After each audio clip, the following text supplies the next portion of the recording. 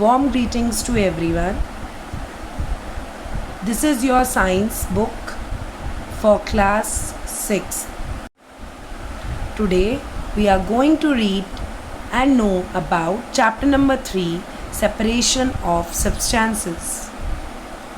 Before reading the chapter, let's know aims and objectives of the chapter. First, to understand the need for separation of substances. To study different methods of separation. Third, to know about solute, solvent and solution. To know about saturated solution. Let's know the keywords. First, churning. The process of separation of the lighter particles of a suspended solid from a liquid. Example, butter from milk. Second, handpicking.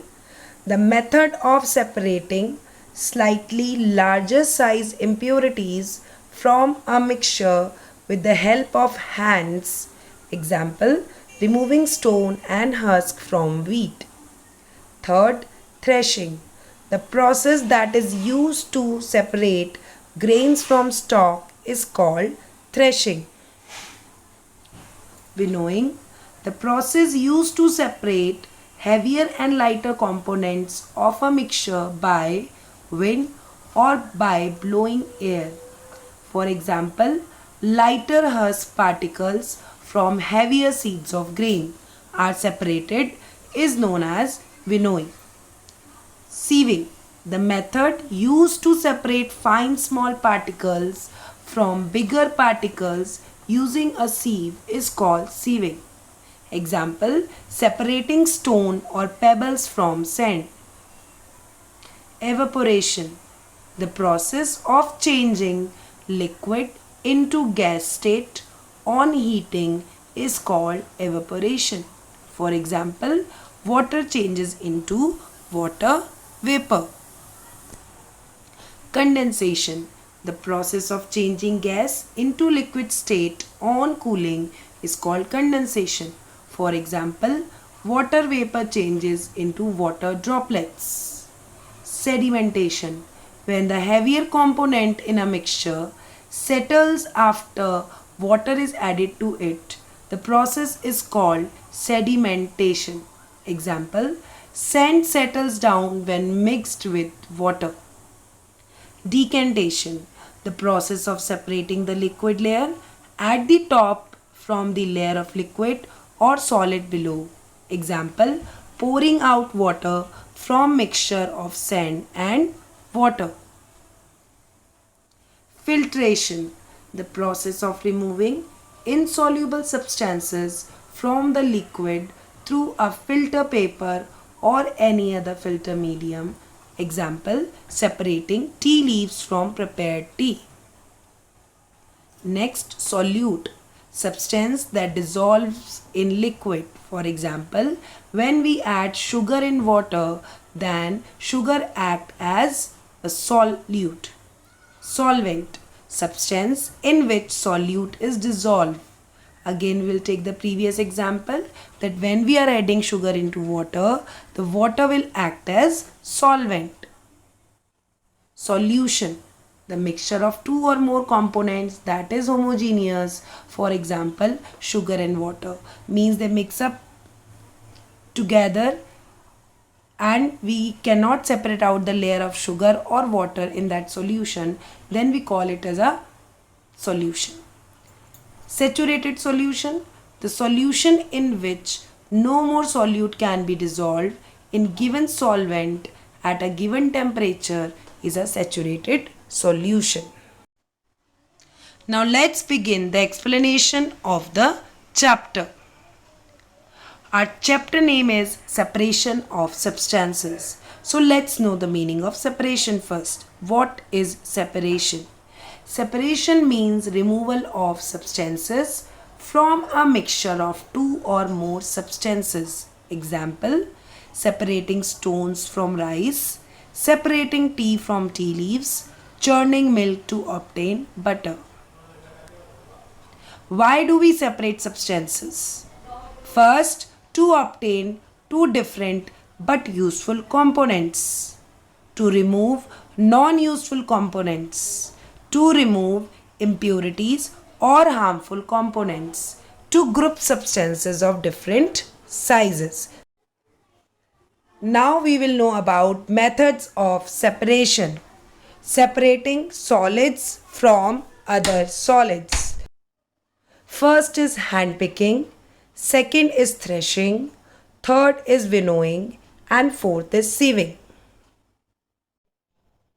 Now let's talk about methods of separation. Handpicking. It is used for separating large size impurities like stones and husk from rice, wheat or pulses by using our hands is known as handpicking. Second method is threshing. It is used for separating grains from stalks.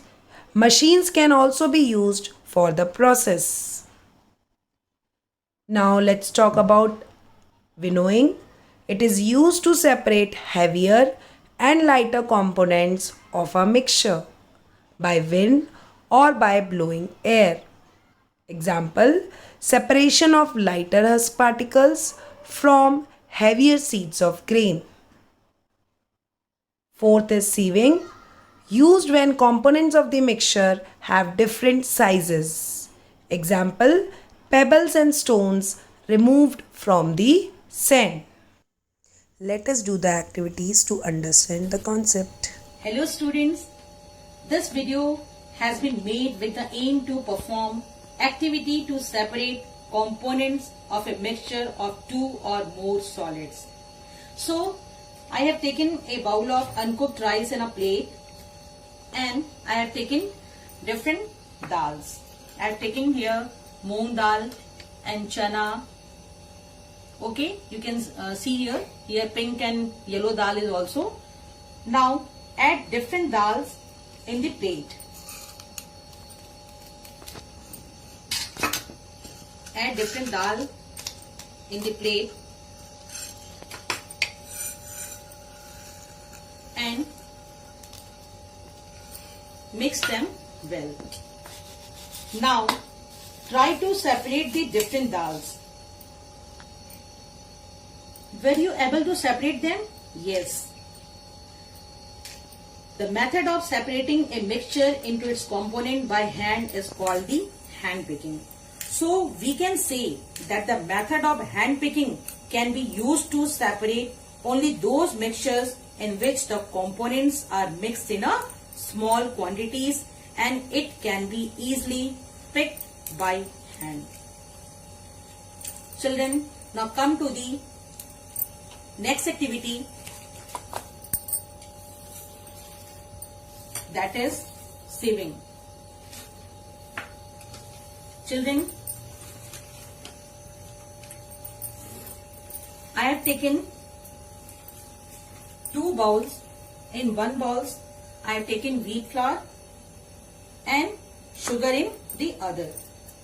Now, mix these two things in a big bowl. I am mixing them. This is wheat flour.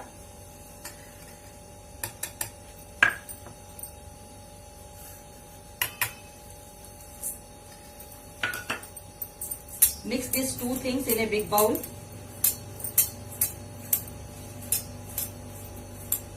Now, to separate this mixture, we will use a sieve. As you see the sieve,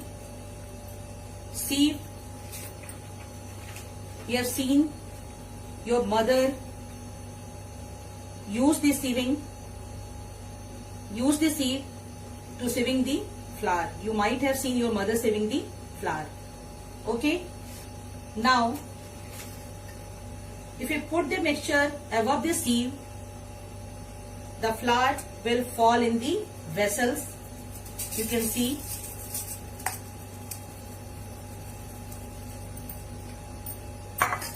Flour will fall in these vessels.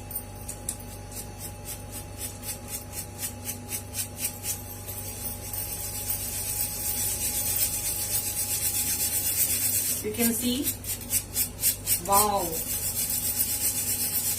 the sugar having big particles will remain on the sieve. You can see. This is known as sieving method. Sieving is a method of separating a mixture of various size particles. You can see this is the flour and this is sugar. So sieving is a method of separating a mixture of various size particles by passing them through a suitable sieve. Similarly, pebbles are separated from sand by using a larger sieve at a construction site. Children, I hope you understood these two methods very well. Thank you, children. Now let's read about the methods of separation for separating insoluble solids from liquids. First is sedimentation, then decantation, and then filtration. First, talk about sedimentation. Separation of two components in such a way that the heavier substance settles down. If I'll take the example of sand and water, the mixture of sand and water, when we take it, sand being heavier settles down and the water with the dust, light dust particles forms the separate layer at the top. So when the sand settles down, it is known as sedimentation. Now we talk about the decantation. Separation of two components that do not mix with each other. For example, separation of oil and water. While water settles down, being heavier than oil, the oil forms the top layer, which is then separated by decantation. Okay, if we will take the example of oil and water, when we mix oil and water together, after some time you will see that water gets settled down and oil starts floating on the water. It forms the separate layer. Now this oil can be poured into some other beaker. So that pouring of oil and separating the oil from water, that process is known as decantation. Third is filtration. Separation of solids from liquids either by using a filter paper or a strainer. For example, separating tea from tea leaves using a strainer or separating mud from water using a filter paper. You can see the best example at your home that when mama prepares tea, then to separate that prepared tea from tea leaves, she uses strainer to separate it out. When she uses strainer and pour that liquid into strainer, the prepared tea comes in a cup and the leaves left behind in the strainer. So that process is an example of filtration.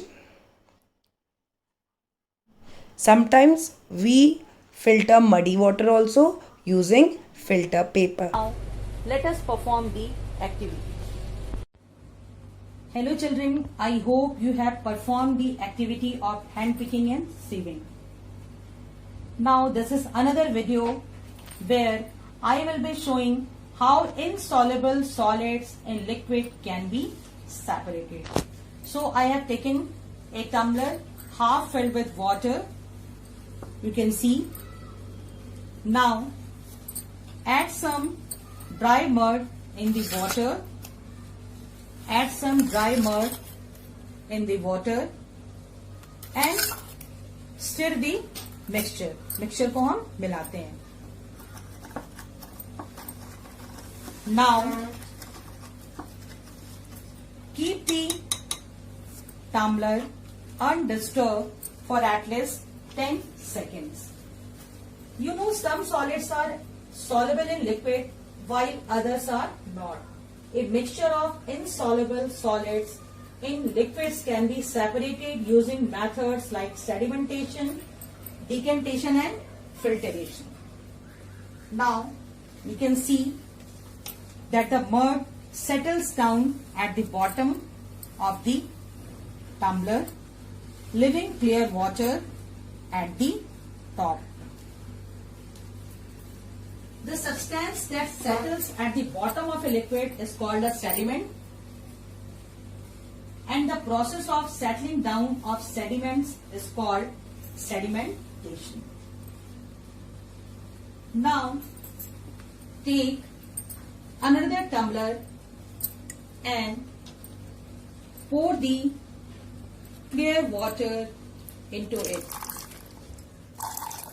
You have separated the two components of mixture with the clear water and mud in the other tumbler. And the process of pouring out of liquid without disturbing the sediment is called decantation. Beta, after these two methods, we use filtration process. This time I don't have filter paper, so this water can be filtered by the filter paper. So we can take another method. In the morning while making tea for the family, your mother separate tea from the tea leaves. मैंने यहाँ पहले से ही चाय बनाई भी है. So I have a strainer. She does this through the process of filtration. For this needs strainer which acts as a filter paper. I am just pouring.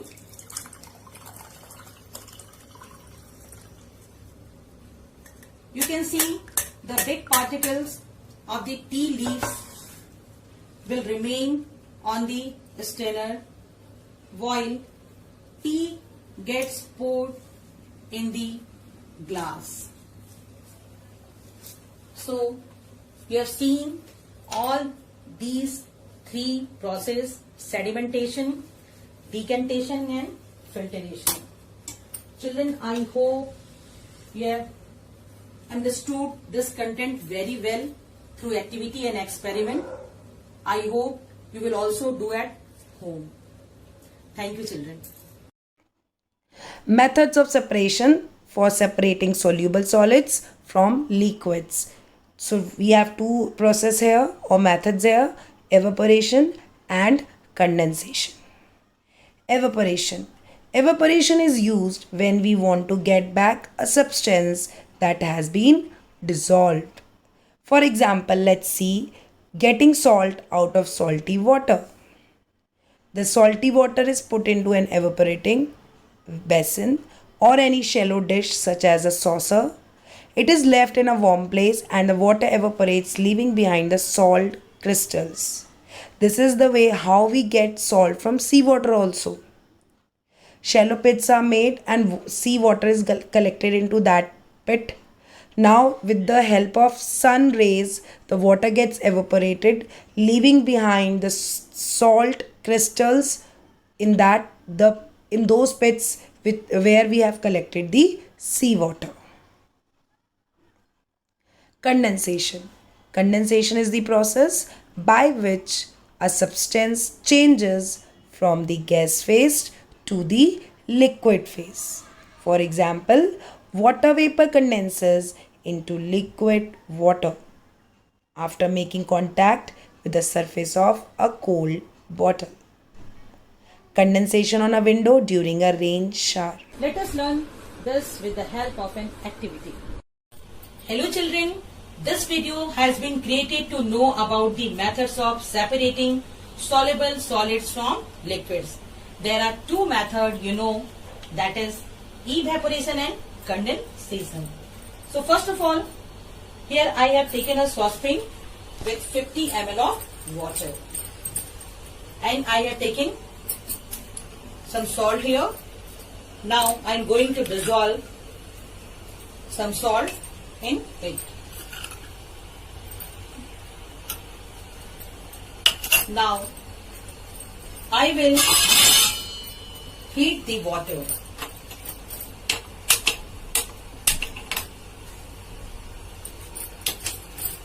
Let the water evaporate completely. Children, Wow! This is a magic. Now you can observe that the water has evaporated completely. Is there a white residue left behind in the dish or vessels? Yes, you can see. Now scrap it out and taste it. Scrap it out and taste it. You can see this salt. Very good. Is it salty? You can taste it. Yes, it is salty. So children, you can see salt can be separated from a mixture of salt and water by evaporation. Children, let us learn with the help of an activity. First of all, you take a dry glass or a tumbler. You can see it is completely dry. Now, pour some icy water into it. I am pouring some icy water into it. After some time, you will see droplets of water outside surface of the glass. Children, condensation is actually the reverse process of evaporation. In evaporation process, water change into water vapor on heating, and condensation is the process where water vapor change into water on cooling. You can see after some time you will see small droplets of water outside surface of the glass. This happens because water vapor on coming in contact with cold surface condenses to form water. You will have to wait for some time.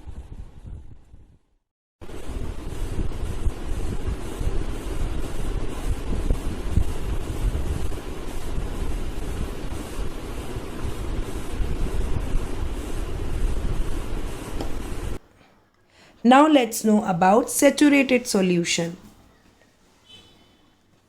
Before discussing what is saturated solution, let's talk about the keywords involved in this term. Solute, substance that dissolves in liquid. Solvent, substance in which solute is dissolved. And the solution is the mixture of two or more components that is homogeneous. Now let's proceed and know about the saturated solution.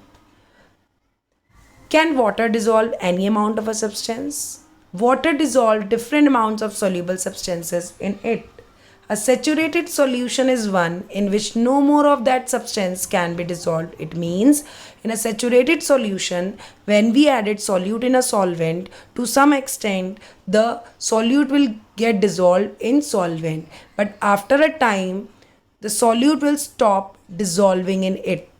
Then we call that the solution has been reached to its saturation point. It means that when no more of that substance or no more solute can be dissolved further in the solvent, we call that solution as saturated solution.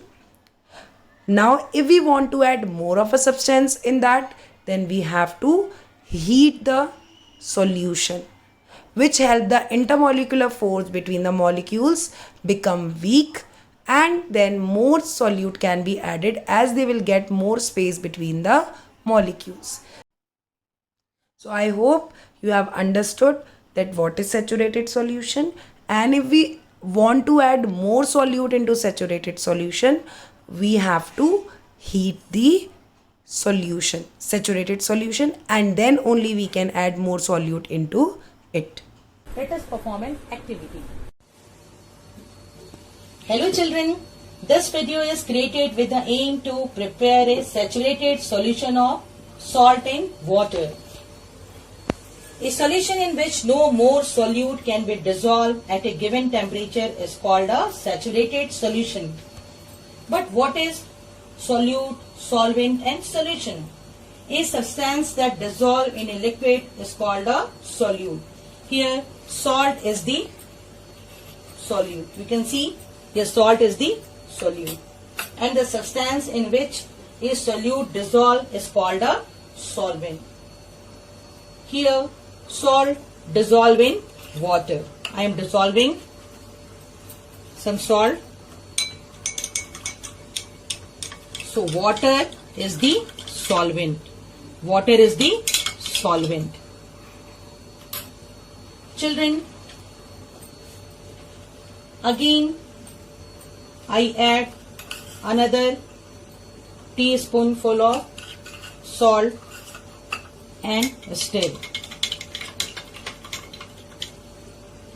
Keep on adding a few teaspoonful of salt and keep stirring it.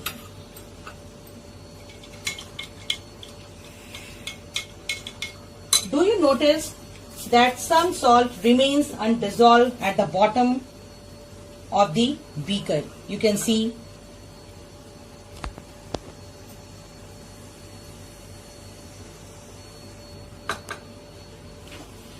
Now heat this solution and note your observation. So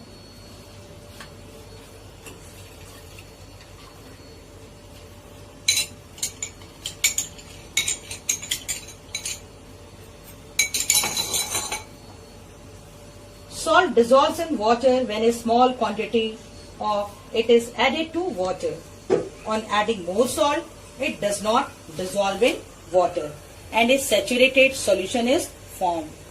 On heating this solution, salt dissolves again. You can see it will dissolve after some time. Means solubility of common salt increases on increasing the temperature. Water dissolves different substances in different amount. You can take anything. You can take sugar also. You can take baking powder also. You can see now salt is dissolving. So children, if we keep on adding salt to water, eventually a state is reached when no more salt dissolve in water and the solution is now said to be saturated solution. There is an assignment for you. Kindly solve it and clear your concept of chapter number 3. Thank you for watching this video. I hope you have understood chapter separation of substances.